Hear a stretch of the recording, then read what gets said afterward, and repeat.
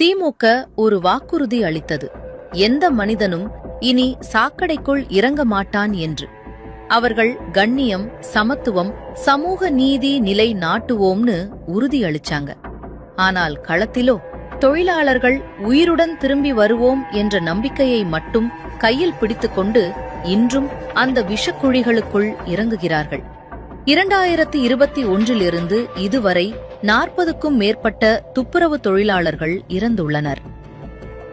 37 வயதானவர் குப்பன் முதலமைச்சரின் சொந்த தொகுதியான கொளத்தூரிலேயே இறந்து போனார். நீதிமன்றங்களால் கூட மௌனமாக இருக்க முடியவில்லை.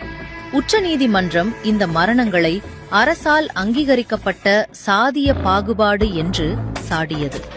சென்னை உயர்நீதிமன்றம் தமிழக அரசை எச்சரித்தது, 2026க்குள் இந்த மலக்குழி மரணங்களுக்கு முற்றுப்புள்ளி வையுங்கள், இல்லையெனில் பதில் சொல்ல நேரிடும் என்று.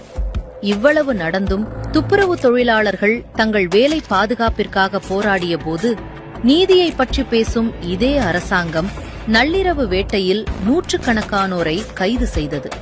மேடையில் சமூக நீதி, வீதியில் ஒடுக்குமுறை.